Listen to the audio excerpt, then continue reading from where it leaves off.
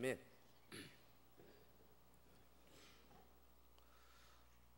우리가 살아가는 이 세상을 움직이는 근본적인 힘이 어디에서 나올까?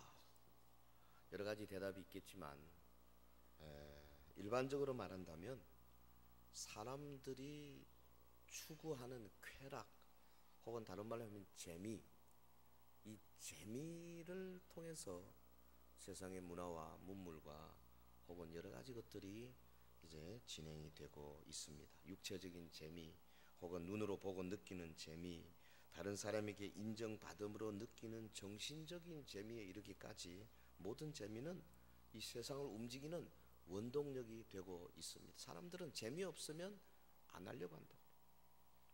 근데 이런 재미, 이런 쾌락은 우리에게 사실 진정한 만족을 주지를 못하죠. 우리를 유익하게 할 수도 없습니다. 곧 실정 나게 됩니다. 사람들이 더 큰 재미를 추구하게 됩니다. 그래서 결국은 우리를 영원한 파멸로 이끌어가는 거죠. 성경적인 기쁨과는 차이가 있습니다. 재미와 기쁨 두 가지 비슷해 보이지만은 근본적인 차이가 있어요. 재미는 감각적이고 순간적이지만은 기쁨은 전인적이고 지속적입니다. 재미는 선과 악 혹은 목적과 동기 뭐 이런 거와 상관없이도 얻을 수 있어요. 재미는. 그러나 기쁨은 오직 선한 일에서 바른 목적과 바른 동기를 통하여서 오는 것입니다. 재미에는 중독성이 있어요. 그래서 이거 한번 중독이 되면 결국은 파멸로 이끌려 갑니다. 그러므로 우리는 언제나 성경이 말하는 기쁨을 추구하는 사람이 되어야 할 줄로 믿습니다. 근데 우리가 사는 세상이 어떻습니까? 기쁨보다는 재미를 추구하는 문화로 가득합니다. 무엇이 선하고 무엇이 유익하냐 이거보다는 어느 것이 재미가 있느냐, 어느 것이 기분 좋게 하느냐, 이게 더 큰 판단 기준이고 더 많은 돈이 쏟아붓고 더 많은 물량이 동원되고 더 많은 사람들이 그쪽을 따라가죠. 교회 재미가 있어야 한다. 설교 재미가 있어야 듣는다. 성경 공부 딱딱하면 못하겠다. 재미가 있어야 된다. 하나님의 교회조차도 진리를 가르치고 그 안에서 참 기쁨을 누리게 하려고 하기보다는 교인들을 재미있게 해주려는데 더 관심을 쏟게 됐습니다. 이것은 실로 위험한 현상이 아닐 수가 없습니다. TV에서 나오는 뭐 일반 교양 강좌는 물론이거니와 설교까지도 재미가 있어야 돼요. 그래서 뭐 농담을 잘하고 야한 이야기까지도 하고 뭐 까라락 웃기고 이런 사람들이 대표적인 설교자가 되어가고 있는 것이 오늘 한국 강단이죠. 위험합니다. 이것은 교회가 성도들에게 제시해야 하는 참 기쁨이라는 게 과연 뭔가, 그 참 기쁨을 소유한 성도들은 어떤 모습인가? 오는 주일이 우리 교회가 추수감사주일로 지키는 날입니다. 그리고 오후에는 우리 오이코스 소청 전도잔치를 지금 준비하고 있어요. 한 해의 추수를 하게 하신 하나님께 감사하는 마음으로 우리가 주님을 찬양하고 또 물질로도 헌신하는 그런 절기죠. 우리나라는 뭐 좀 덜하지만 이 외국, 특별히 미국 같은 데는요, 이 추수감사절이 굉장히 큰 행사입니다. 목요일부터 시작해서 그것부터 성탄절까지 연결되는 그런 행사예요.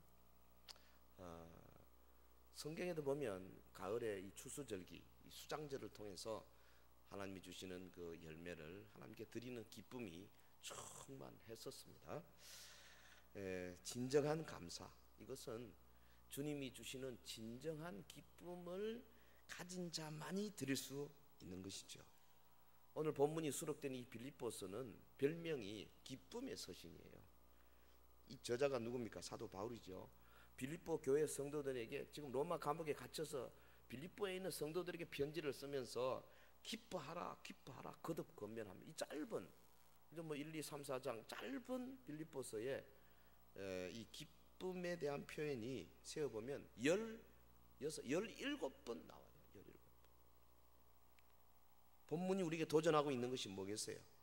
성도는 참 기쁨을 소유한 자, 참 기쁨을 가진 자가 성도다. 그렇기 때문에 여러분들 빌립보 교회 성도들이여 기뻐하라. 그것이 성도의 마땅한 본분이다. 그렇게 지금 지시하고 있지 않습니까? 이 본문을 통해서 진짜 기쁨을 소유한 자의 모습이 어떤 건가, 우리 한 두세 가지 생각하겠습니다. 첫째는 주 안에서 항상 기뻐합니다. 주 안에서 항상 기뻐해요. 참 기쁨을 소유한 자는 주 안에서, 4절에 주 안에서 항상 기뻐하라. 10절에 내가 주 안에서 크게 기뻐함은 그랬어요. 이 주 안에서 헬라말로 엔퀴리오, 사도 바울이 매우 좋아하는 표현 중에 하나입니다. 이것은 주님에 대한 소망을 가지고 주님으로 말미암아 장차 나타날 영광을 생각하면서 기뻐하라, 그런 권면이죠. 동시에 주님을 전적으로 의지하는 신앙 가운데서 기뻐하라. 주 안에서 기뻐하라. 여러분, 예수님에 대한 신앙이 없으면요, 우리 이 어려운 현실 가운데서 기뻐할 수 없어요.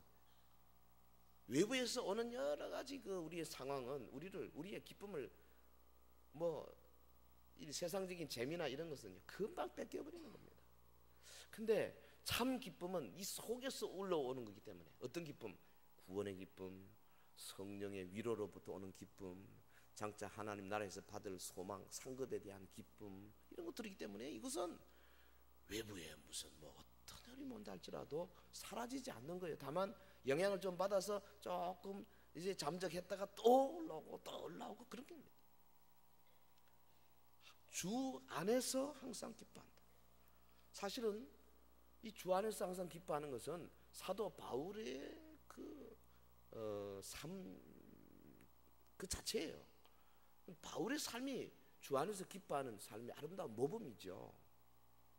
어느 정도 어떤 어려운 경우에도 기쁨을 잃지 않은 사람이에요. 이 사람은. 여러분 거기 빌립보 1장 18절에 가보면요, 어떤 사람들이 사도 바울을 괴롭힐 목적으로 복음을 전했어요. 어떤 상황인지 자세히는 잘 모르겠어요. 하여튼 자기들이 일을 하면서 바울을 괴롭히는 겁니다. 근데 사도 바울이 그걸 다 알면서 뭐라 그랬습니까? 18절에 그러면 무엇이냐, 거칠애로 하나 참으로 하나 무슨 방도를 하든지 전파되는 것은 그리스도니 이로써 나는 기뻐하고 또한 기뻐하리라. 예. 저 양반들이 나를 괴롭히려고 한다 할지라도 예수 그리스도를 전파하기 때문에, 그 전파 때문에 예수 믿는 사람들이 한 사람이 생긴다면 나는 그것 때문에 기뻐하겠다. 복음을 전하다가 빌립보 지하 깊은 감옥에 갇혔지 않습니까? 매 맞은 데가 욱신거렸을 겁니다. 그런데 밤에 신라와 더불어서 그 감옥 속에서 찬송하는 모습. 사도행전 16장 25절 그들을 깊은 옥에 가두고 그 발을 착고에 든든히 세웠더니 한밤중에 바울과 신라가 기도하고 하나님을 찬송하며 제수들이 듣더라. 이 참 보통 일이 아닙니다. 그리고 오늘 본문 이 빌립보서도 로마의 감옥에 갇혀서 오히려 갇힌 사람이 밖에 자유로운 사람을 보고 기뻐하라, 기뻐하라, 그렇게 말하고 있습니다. 여러분, 믿는 자에게 있어서 기쁨은 명령이자 동시에 결과입니다. 우리는 주 안에 있는 자들입니다. 주 안에 있다는 말은 주님과 연합된 우리의 구원을 나타내는 말이죠. 세례 받으신 여러분들요, 주 안에 있다, 주와 연합되었다. 어쩌니까 제가 이야기 드렸죠. 이 세례는 연합된다는 표시예요. 그래서 주님과 연합되었기 때문에 주님이 주시는 그 구원의 기쁨이 영적으로 내 영혼 속에서 스물스물 솟아 올라오는 겁니다. 이 기뻐하라, 조금 어려운 말로 기쁨의 범위, 기쁨의 질, 이 두 가지를 생각해 보면 주 안에서 기뻐하라는 말은 기쁨의 범위도 제한되고 기쁨의 질도 제한되는 거예요. 무슨 말이냐 하면, 예를 들어서 기뻐하는 삶을 살되 주님을 믿는 가운데서 주님과의 관계를 견고히 유지하는 가운데서 기뻐하라는 말이에요. 기뻐하는 삶을 살되 이거 세상이 주는 기쁨 가지고 기뻐하는 것이 아니고 오직 주님 안에서만 발견되는 것을 가지고 기뻐해라. 이건 질 문제죠. 범위, 질 두 가지 다 제한적인 겁니다. 그러니까 이것은 안 믿는 사람들은 상상도 못하는 거예요. 오직 예수님을 온전히 믿고 섬기는 가운데 주님과 온전한 관계를 유지하면서 세상이 주는 것과는 전혀 다른 주님 안에서의 특별한 기쁨을 인해서 기뻐하라. 주 안에서 기뻐하라, 그 말이에요. 이것은 교회 생활, 말씀 생활, 기도 생활, 전도 생활 이런 거 통하지 않으면 될 수 없는 겁니다. 전도를 예를 들면 오늘 주 우리 오이코스 초청 잔치 할 텐데요. 여러분 아직도 그렇게 우리가 지금 몇 달 동안 하고 있는데 물론 여러분 열심히 하시겠지만 최선을 다해서 이거 할 때에 내 속에 주님이 주시는 기쁨과 내가 열심히 전도하는 것과 이게 딱 연결되면 기쁨도 배가가 되고 전도의 힘도 배가가 되고 이 양쪽이 같이 가는 거예요. 오직 예수 안에서만 누릴 수 있는 거예요.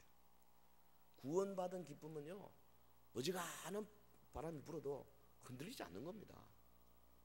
구원받은 것은 흔들리지 않아요. 얼굴에 나타나요. 아멘. 어떤 성도가 다른 지방으로 이사를 갔어요. 이럭저럭 하다가 뭐 바빠가지고 교회를 미리 알아보지 못했어요. 주일에 와버렸어요. 아이고 아침에 큰일 났다. 대회에 가야 되겠는데 어디로 가나. 집을 나섰습니다. 에라 막 발 닿는 대로 가자. 가는데 마치 어떤 경찰관이 한 분 보이는 거죠. 아이고 경찰 아저씨, 내가 오늘 지금 어디 교회로 가야 되겠는데 아저씨 이 근처 어디 뭐 좋은 교회 있으면 좀 소개해 주시겠습니까? 그랬더니 그 옆에도 몇 개 교회가 있는데 거기는 소개 안 하고 한참 가서 있는 교회 요래저래 가라고. 그 이분이 그 말을 신뢰로 가다가 가만히 생각하면 이상한 거예요. 왜 그렇게 가까운 데 안 오고 멀리 가나? 다시 돌아왔습니다. 경찰 아저씨 다시 아니 그럼 왜 그렇게 멀리 그렇게 교회를 소개해 줍니까? 그랬더니 우리 경찰 아저씨 하시는 말씀, 예, 저는 교회를 안 다녀봐서 어떤 교회가 좋은 교회인지 잘 모르는데 수시로 순찰해 보니까 제가 지금 그 가르쳐 드린 그 교회에서 예배 드리고 나오는 사람들의 얼굴이 너무 평화롭고 너무 기쁨이 넘치는 것 같아서 나도 앞으로 저 교회를 가볼까 생각 중입니다. 그러더라는 거예요. 여러분 우리 얼굴이 전도입니다. 인상 쓰고 나가봐요. 올 사람도 안 와버리는 거예요. 절대 집에서 싸우시고 교회에서 나가면서 절대 얼굴 붉히거나 그렇게 하면 웃고 떠들고 막 좋아서 감사하고 기쁘고. 이 진정한 기쁨 있는 사람은요, 구원의 기쁨, 성령께서 위로해 주시는 기쁨이 있기 때문에 거기에다가 예배드리고 나가니까 얼마나 좋겠어요. 아멘. 얼굴 좀 펴세요. 끄먹게 앉아 계시지 마시고. 주 안에서 기뻐하는 자, 예수 믿고 구원받은 기쁨. 자, 참 기쁨을 가진 자의 모습입니다. 주 안에서 항상 구원받은 기쁨, 위로받는 기쁨 나타내죠. 두 번째, 어떤 모습이냐? 본문 8절에 의하면 죄악에 물들지 않는 삶을 사는 거죠. 예, 참 기쁨을 가진 사람들, 결국은 내 속에 기쁨이 막 넘치기 때문에 이게 자연스럽게 어디로 가느냐? 경건한 삶 쪽으로 우리를 밀어가는 거예요. 본문 8절에 보면 무엇에든지 참되며, 같이 할까요? 처음부터 시작. 무엇에든지 참되며, 무엇에든지 경건하며, 무엇에든지 오르며, 무엇에든지 정결하며, 무엇에든지 사랑받을 만하며, 무엇에든지 칭찬받을 만하며, 무슨 덕이 있든지 무슨 기림이 있든지 이것들을 생각하라. 이 신앙생활 일반에 관한 그 실제적인 덕목 8가지가 거기 제시되고 있지 않습니까? 이게 경건한 삶의 요소들이죠. 따지고 보면 예수님 안에서 참 기쁨을 얻은 성도라면은 자연스럽게 죄악에 물들지 않는 삶을 살게 된다 하는 겁니다. 여기 무엇에든지, 헬라말로 호사라는 말인데 이게 6번 사용돼요. 이 원형은 호소스죠. 요거는 뭐냐면 무엇 하는 것들은 무엇이든지 하는 이 복합 관계 대명사입니다. 이게 무엇 하는 것들은 무엇이든지. 그래서 공동 번역이 이 구절을 이렇게 번역했습니다. 여러분은 무엇이든지 참된 것과 고상한 것과 옳은 것과 순결한 것과 사랑스러운 것과 영예로운 것과 덕스럽고 칭찬할 만한 것들을 마음속에 품으십시오. 그랬어요. 지금 바울 사도가 이 부분을 쓰면서 그 마음에 막 뭐가 막 솟구쳐 나오는 듯한 그런 거 느끼지 않습니까? 예? 무엇이든지 경건하고 무엇이든지 옳고 무엇이든지 사랑하고 무엇이든지 칭찬, 무슨 덕이든지 무슨 길이, 이런 글이 어디 있어요? 이건 굉장히 강조하는 겁니다. 참 기쁨이 있는 사람들은 이런 정도 된다 이거요. 참되고 고상하고 옳고 순결하고 사랑스럽고 영예롭고 덕스럽고 칭찬할 만한 것들, 그것이 무엇이든지 간에. 여기 나오는 덕목들은 사실 산상수훈에 나오는 것과 유사하죠. 이게 뭡니까? 하나님 나라 백성들이 마땅히 갖춰야 할 덕목이에요. 좀 더 나가면 이게 예수님의 인격이고 예수님의 품격입니다. 예수님의 품성이에요. 그런데 사실 우리 스스로 바울 사도의 권면을 이룰 수가 없습니다. 우리 능력으로는 무엇이든지 참되고 안 됩니다. 이게 무엇이든지 고상하고 되겠어요? 좀만 따라가다가 안 되는 거예요. 그러면 이게 지금 바울의 권면이 무슨 뜻입니까? 원칙론적으로 그냥 주어지고 만 겁니까? 아닙니다. 성경은 그런 책이 아니에요. 이게 지금 우리 스스로는 이 요구를 이룰 수가 없지만 성령님의 능력으로는 가능하다는 겁니다. 할렐루야. 성령님은 우리가 도무지 할 수 없는 것도 우리로 하게 하시는 거예요. 그분은 우리의 부패한 심령을 새롭게 해서 거듭나게 하십니다. 아멘. 그분은 우리의 영혼에 새 힘을 불어넣어서 독수리처럼 날게 하십니다. 아멘. 그분은 우리 영혼을 구원의 기쁨으로 가득 채우셔서 날마다 주님을 찬송하게 하십니다. 아멘. 그래야 우리가 어느덧 예수님의 모습을 닮아가도록 이끌어 가십니다. 그냥 성령님을 의지해서 육체의 소욕을 이기고 참 여기 제시한 대로 이 윤리적인 삶을 계속 살아가는 방향으로 가는 것을 신학적인 용어로 뭐라 그러냐면 성화, sanctification, 거룩하게 되는 것, 그렇게 말해요. 성화. 성도는 성화의 과정에 있는 사람들이 성도예요. 그러니까 신앙생활을 한 연륜이 길면 길수록 성화의 도가, 성숙도가 높아지는 것이 당연한 것입니다. 아멘.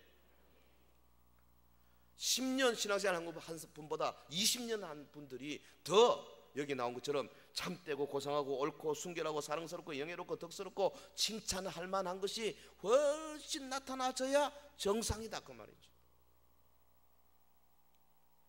이게 제대로 믿는 사람이고 그 사람 속에는 진정한 기쁨이 있는 거죠. 여러분, 본절의 바울의 권면을 통해서 우리는 주님 안에서의 참 기쁨, 이거하고 세상이 주는 재미와 차이점을 볼 수 있습니다. 세상이 주는 재미는요, 거룩한 삶을 전제로 하지 않습니다. 내가 뭐 거룩하든지 말든지 나쁜 짓을 하든지 말든지 재밌으면 재미있는 거예요. 그러나 하나님이 주시는 기쁨은 반드시 거룩, 악을 멀리하는 경건한 삶, 이게 전제되지 않고는 절대 있을 수가 없습니다. 여러분, 우리의 마음속에 남을 미워하고 남을 시기하고 질투하는 마음을 가지고 진정한 기쁨을 절대 가질 수 없습니다. 우리가 우리 삶 속에 무슨 십계명을 계속해서 어기고 무슨 자기 아내, 자기 남편 외에 다른 어떤 그런 관계를 가진다든지 혹은 하나님이 주시는 귀한 그 재물을 마음대로 하나님이 원하지 않는 것을 쓴다든지 이런 사람은 절대로 진정한 기쁨을 얻을 수가 없는 거예요. 이게 같이 가는 겁니다.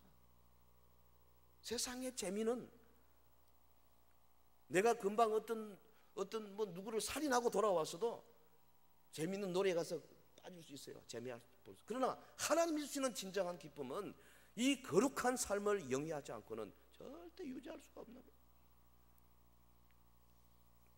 소돔과 고모라 보십시오. 하나님의 창조 질서를 정면으로 거스리는 그런 동성연애에 빠졌지 않습니까? 쾌락이지요. 그건 어떻게 됐습니까? 하나님의 심판을 받았습니다. 여러분, 광야 40년 이스라엘 백성들이 이제 마지막 건너갈 때 그 모압 발락이 선지자 발람을 구슬러 가지고 계속 회유해서 돈을 주고, 그래서 결국은 어떻게 했습니까? 이스라엘 백성들이 모압 여자들과 간음하게 만들었어요. 어디서? 바알 부올에서. 그걸 바알 부올 사건이라고 그러잖아요. 쾌락을 광야 40년 동안 참 처음 보는 광경 아니겠어요? 이스라엘 남자들이 헷가닥했습니다. 재미를 얻으려 했습니다. 결과가 어떻게 됐습니까? 민수기 25장 1절에서 8절 보면 모두 죽임을 당했습니다. 하지만 주님 안에서 참된 기쁨을 추구하는 사람들은 다릅니다. 그들은 언제나 정결한 삶을 살았어요. 이 다윗 보세요. 다윗은 참 주님 안에서 진정한 기쁨을 맛본 사람이고, 하나님 주님과 더불어 가까이 생활하려고 하는 사람 아니겠어요? 그 일상 전 삶이 그랬어요. 특별히 그 성전 건축하는 다윗의 모습 보십시오. 하나님의 언약궤를 모시기 위해서 그가 성전 건축하기를 열심히 있었는데, 하나님께서 너는 손에 피가 많이 너 안 돼. 너 아들 솔로몬을 통해서 하겠다. 그렇지만 다윗은 자기 아들이 성전 건축하게 하기 위해서 많은 물자, 레바논의 백향목이라든지 금이라든지 노시라든지 무슨 대리석이라든지 많은 물자들을 굉장히 준비해. 사실 솔로몬이요 한 것보다 다윗이 준비한 게 훨씬 많잖아요. 얼마나 많은 돈을 투자했는지. 어떤 성경학자가 다윗이 성전 건축을 위해서 준비한 국가 돈 말고 다윗 개인의 돈이 얼마였느냐, 대략 계산해서 요즘 돈으로 60억 원 정도 된답니다. 다윗이 헌금한 게. 자신과 신하들과 백성들이 하나님의 전을 건축하는데 엄청난 양의 재물을 기꺼이 드렸을 때에, 역대상 29장 9절에 보면 그로 인해서 다윗이 기쁨을 이기지 못하였다 그랬어요. 하나님의 나라 영광.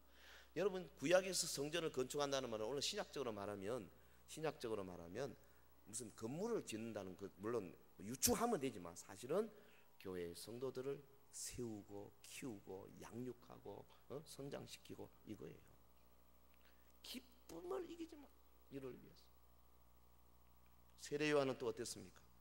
그는 오직 예수 그리스도를 통해서 하나님의 나라가 이 땅에 편만하게 확장되는 것을 추구한 사람입니다. 하나님의 나라가 이루어지는 일에 나 한 몸 쓰겠다. 세례 요한 작정했습니다.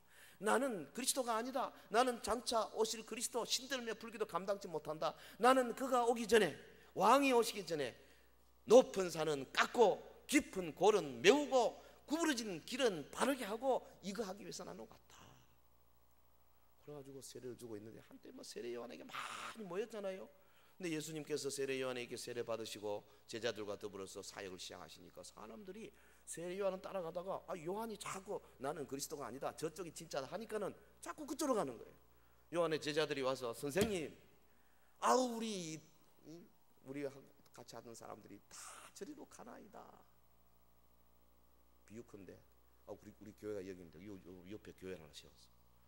그냥 성도들이 자꾸 그쪽으로 가는 거야. 지금 보통 문제 아니에요. 요한이 어떻게 했습니까? 예수님 시기하거나 경쟁하지 않고 도리어 이를 크게 기뻐했다 그랬어요. 요한복음 3장 29절에 신부를 취하는 자는 신랑이나 서서 신랑의 음성을 듣는 친구가 크게 기뻐하나니 나는 이런 기쁨으로 충만하였노라. 그는 흥하여야 했고 나는 쇠하여야 하리라. 그는 흥하여야 했고 나는 쇠하여야 하리라. 할렐루야. 물론 비유는 좀 다릅니다만은 예수님 그분이 참 하나님의 아들로 하나님의 나라를 위해서 나는 이제 내 할 일을 끝냈다. 나는 역사의 무대로 사라진다. 그리고 그것을 기뻐했다. 쉬운 거 아닙니다, 여러분. 쉬운 거 아니에요. 아파요. 잠이 안 와요. 어떤 때는 자존심 상하고요. 우리 목사들도 그렇다고요, 솔직히. 이거 극복해야 돼요. 쉽지 않습니다. 주 안에서 의롭고 거룩한 일을 행함으로써 참된 기쁨을 누리는 성숙한 신앙이 돼요. 심지어는 전도도 그래요.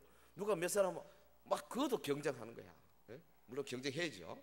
근데 많이 전도하면 그 기뻐하고 즐거워하세요. 오이코스 많이 한 다음 주 많이 오신 분들 정말 위로하고 축하하고 이래 주셔야 됩니다. 거기에 마음이 항상 흥해라 흥해라 이래야 됩니다. 따라합시다. 그는 흥하여야겠고.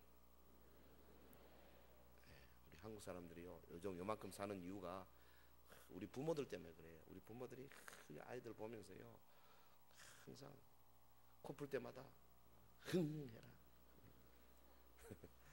애들요 요즘은 코 흘리는 애가 별로 없지만 그때는 영양이 부족해가지고 우리 아이 때 뭐 누런 코를 줄줄 흘리는 애들이 많았잖아요. 흥해라 흥해라 하니까 흥한 거 아닙니까 지금.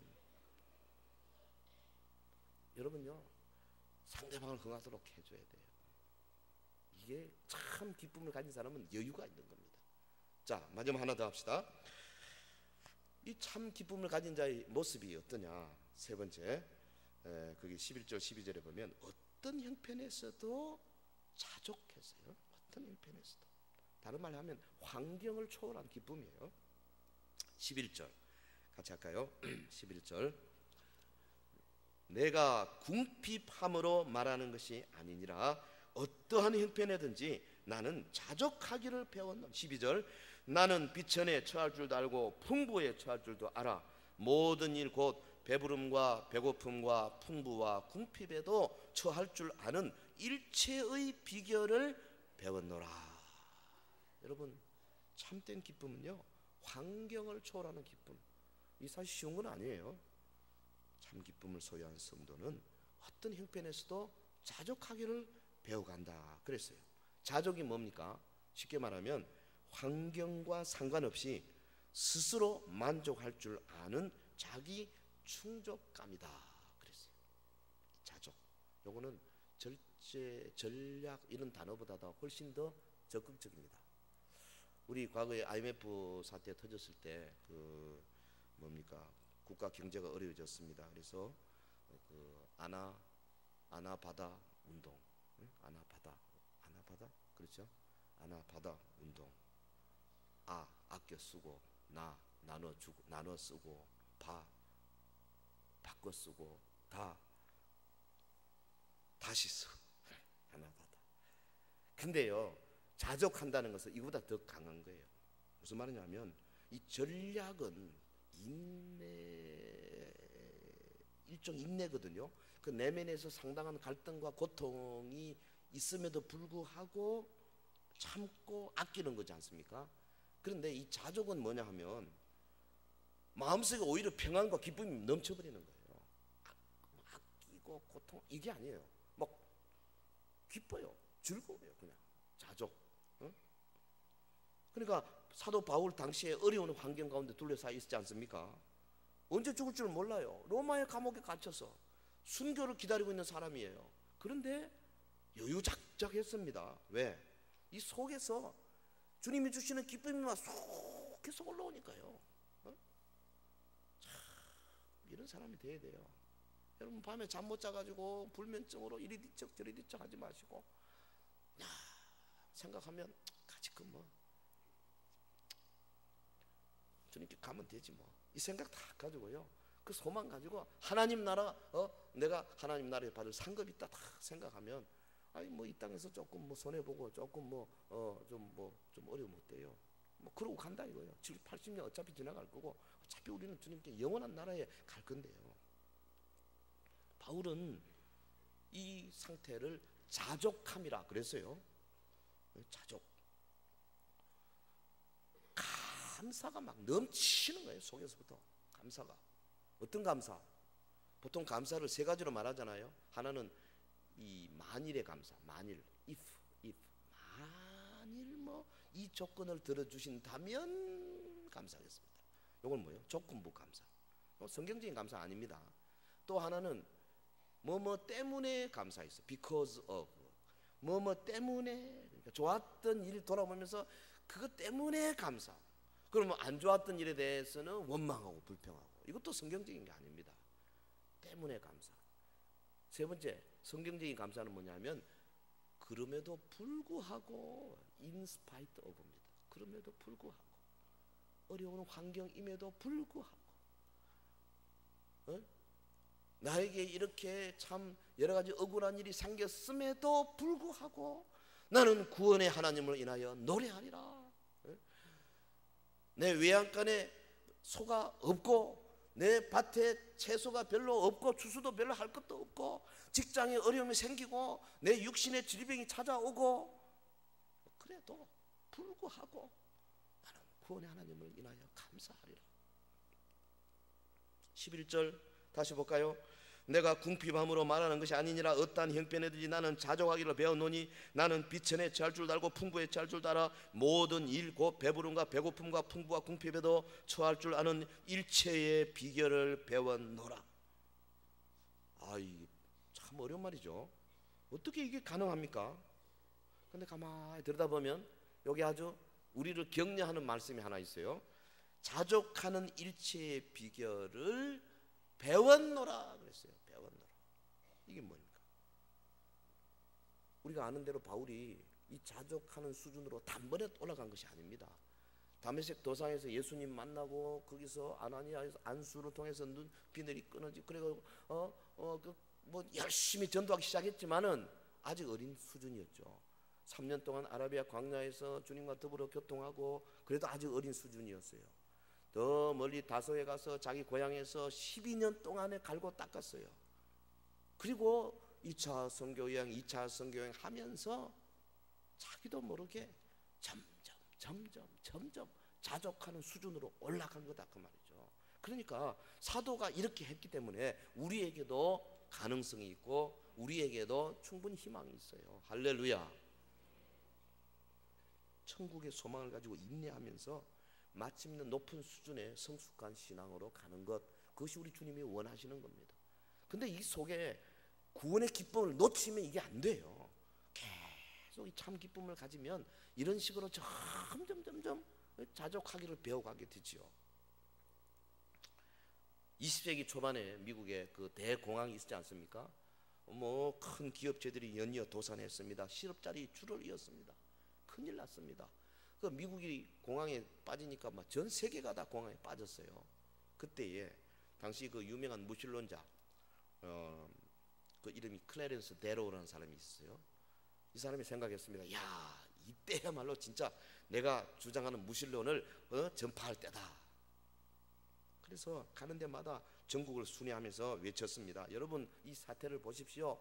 이 나라가 뭐 청교도를 이해가지고 하나님께서 뭐 이렇게 세웠다고들 많이 하시는데 하나님이 살아계시다면 어떻게 우리가 이렇게 당하겠습니까? 하나님이 살아계시다면 이렇게 예수 잘 믿는 그런 기업체들이 어떻게 망할 수 있겠습니까? 그거 보니까 하나님이 없습니다. 뭐 이러고 다녔어요. 어느 날 흑인들을 모아놓고 무신론 강연을 합니다. 흑인들은 이 신앙 뭡니까 예배도요 굉장히 역동적이거든요. 우리 오늘 찬양을 잘 하셨는데요, 흑인들 가면 절대 그런 찬양 안 합니다. 흔들면서요. 그리고 같은 멜로디를 막 계속 하면서 막 주고받고 찬양대에서 하고 회중이 하고 막 이렇게. 저도요 그게 성경제라고 나는 생각해요. 여기서 콘서트 하는 식으로 이렇게 그냥 이렇게 하고 우리가 구경만 하는 게 아니고요, 회중과 같이 연결하는 게 이 예배 본 예배의 정신이에요. 어찌됐든 흑인들은 그래요. 그런데 그 사람들을 모아놓고 이 사람이 지금 이제 강연을 합니다.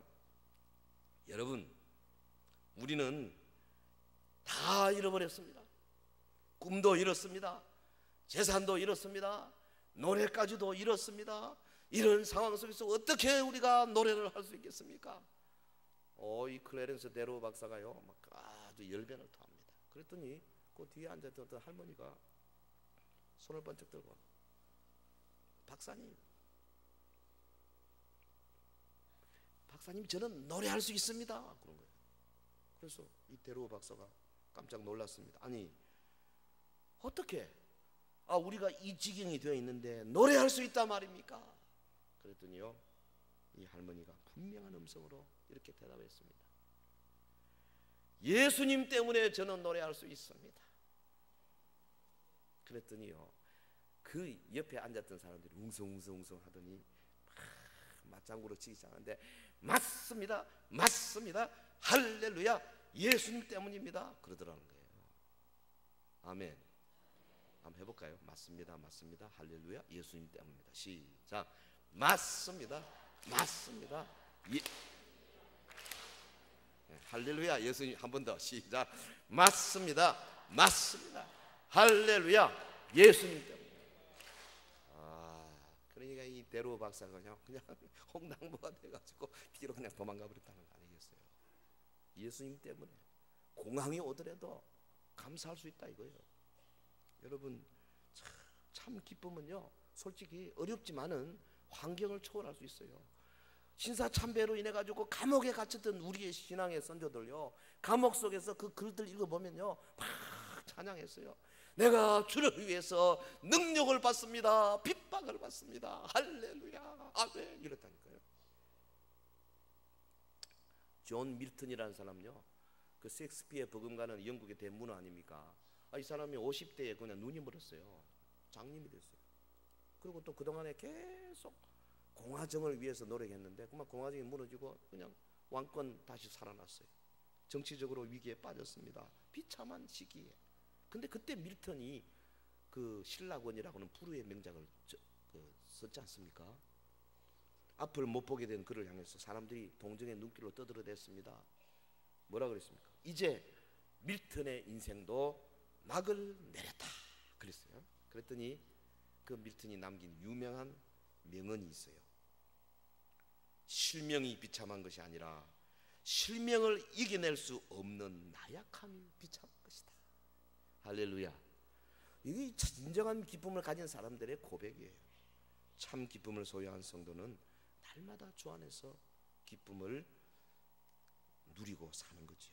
이 기쁨은 성도에게 죄악에 물들지 않는 경건한 삶을 살 수 있도록 끊임없이 힘을 부여합니다. 그래서 마침내 어려운 환경도 극복할 수 있도록 우리를 성장시키는 원동력이 되는 겁니다. 여러분요, 우리 모두 주님 안에 있는 참 기쁨을 회복하게 되기를 예수 이름으로 축원합니다. 그 기쁨을 가지고요, 여러분 오이코스들에게 보여주세요. 보여주세요. 예수 믿으니까 이렇다. 그래야 이게 전도가 되는 거예요. 뭐 말로 공격하게 하는 것보다 삶을 통해서 보여주는 게 제일 좋습니다. 주님 앞에 영광을 돌리고 내가 가진 이 기쁨을 가지고 주변의 많은 사람들에게 영향을 주는 성도 여러분 되시기를 주의 이름으로 축원합니다. 축원합니다. 기도하겠습니다. 우리 합심해서 한번 기도할까요? 다 같이 합심해서 기도하겠습니다. 주여, 나에게 이 기쁨이 회복되게 하옵소서. 주변에 많은 나의 오이코스들에게 이 기쁨을 증거하게 하옵소서. 다 같이 통성으로 기도하겠습니다. 거룩하신 하나님 아버지, 주의 은혜와 사랑을 인하여 진실로 감사와 찬송을 드립니다. 오늘도 하나님의 말씀을 생각했습니다. 아버지, 오늘 특별히 학습 세례 이제 식을 거행했습니다. 주님, 이 사랑하는 영혼들에게 놀라운 기쁨을 더하여 주시고 하나님 나라의 소망을 더하여 주시기를 간절히 원하옵나이다. 사랑하는 성도들, 저들의 삶 속에 주 안에서 항상 기뻐하게 하옵시고 아버지, 어떤 어려움을 당하여도 뒤로 물러서지 아니하며 우리의 삶의 경건한 삶을 통하여서 우리 오이코스들에게 모범을 보이게 하여 주시기를 간절히 원하옵나이다. 오는 줄 추수감사주의를 준비하며 아버지, 우리의 삶 전체의 기쁨을 다시 한번 돌아보게 하시고 내 삶의 맺힌 열매들이 어떠한가 돌아볼 수 있는 해안을 주시기를 간절히 원하옵나이다. 부족한 정도 하나님의 말씀 앞에 아버지 의미한 그 말씀 앞에 저를 돌아볼 때마다 부족하기 짝이 없습니다. 주님, 주님께서 주신 그 구원의 기쁨, 위로의 기쁨, 상급의 기쁨들을 내 삶 속에 날마다 회복하게 하시고 아버지 앞에 나갈 때마다 아버지 고백하고 찬송하며 기뻐하며 즐거우며 감사하며 이를 통하여서 주 앞에 오직 헌신하는 주의 종 되게 하여 주시기를 간절히 원하옵나이다. 사랑하는 성도들, 아버지, 오는 주일 오이코 초청전도 집회에 하나님의 놀라운 역사가 나타나게 하시고 부활 아버지, 특별히 이제 추수감사 절기를 맞이해서 우리 사랑하는 성도들 각자 각기 하나님 주신 그 베풀어 주신 그 모든 것들을 진실로 감사하는 마음으로 기뻐하며 즐거워하며 주 앞에 나오는 믿음의 사람들이 되게 하여 주시옵소서. 할렐루야. 참으로 감사와 찬송을 드립니다. 주는 일양 미쁘십니다. 주와 더불어 고통하게 하시고 하나님의 놀라운 능력의 말씀으로 채워주시기를 간절히 원하옵나이다. 아버지, 흔들리지 않게 하옵소서. 우리의 삶이 우리를 여러 가지로 괴롭히고 아버지, 우리 앞에 암담하다 할지라도 나는 주와 함께 기뻐하리라. 다윗처럼 기뻐하게 하시고 세례 요한처럼 기뻐하게 하시고 아버지, 신앙의 선진들처럼 기뻐하고 또 기뻐하는 주의 자녀들이 되게 하여 주시옵소서. 아버지 예수 그리스도의 그 복음을 확실히 붙들어서 이 복음으로 주변의 많은 사람들에게 하나님의 나라의 역사를 아버지 증거하고 또 증거하는 믿음의 사람들이 되게 하옵소서. 할렐루야. 거룩하신 하나님 아버지, 주신 말씀 감사합니다. 30, 60배 100배의 결실이 맺혀지게 하옵소서. 예수님 이름으로 기도하옵나이다. 아멘.